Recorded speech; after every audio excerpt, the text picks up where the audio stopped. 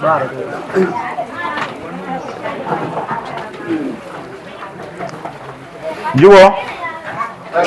આપણે 3 દિવસથી આ કામ કરીએ છીએ. આજ મારા માટે તો ચોથો દિવસ છે.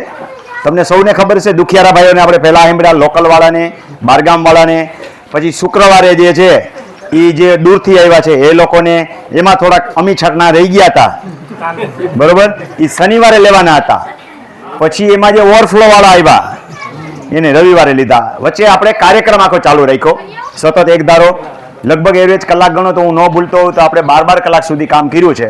કારણ કે રાત્રે છેલ્લે કાલે 10 વાગ્યા સુધી કામ હતું. વચ્ચે ગેપ મને નથી લાગતો કે આપણે 3 કલાકથી વધારે છોડ્યો હોય. તો લગભગ 14-15 કલાક આપણે તાલીમ કેમ્પ ચલાવ્યો છે. એમાં આપણે ઘણું બધું શીખી ગયા છીએ.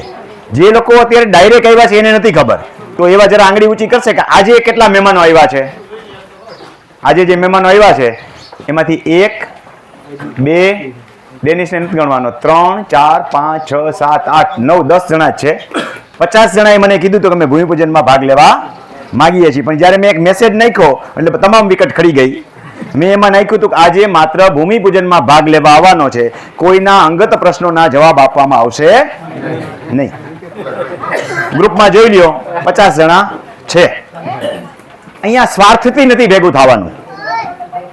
તમે તમારા કામ શીખવા આવો અને મારો હેતુ જ છે કે તમે તમારા કામ શીખી જાઓ.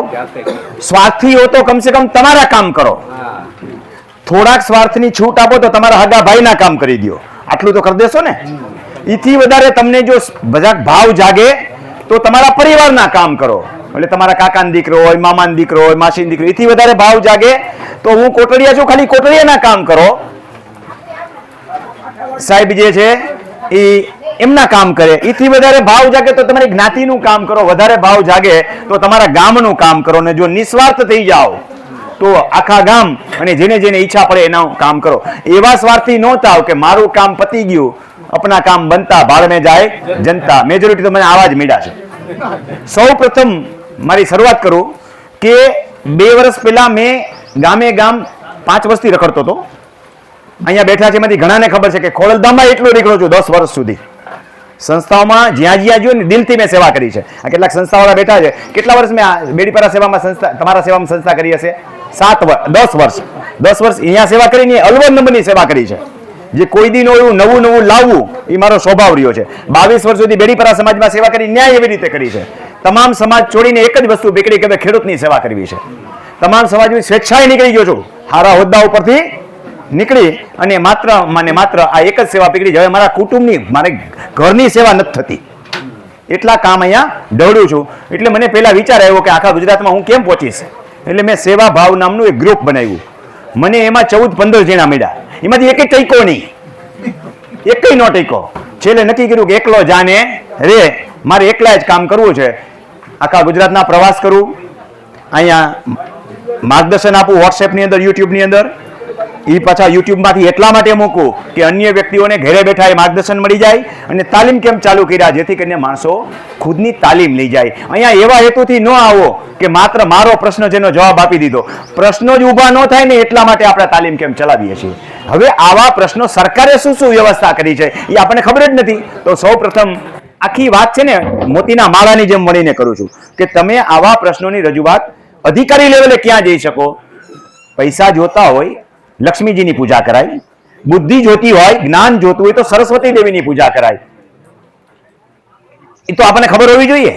આપણને ખબર જ નથી, એની પાસે આપણે માગવા રીધિ શોધી જોતી હોય તો ગણપતિ મહારાજની પૂજા કરાય તો ઘરમાં કઈક રીધિ સીધી આવે. અને તમામ પ્રકારનું જ્ઞાન હોય ને તો આ બધું આવે.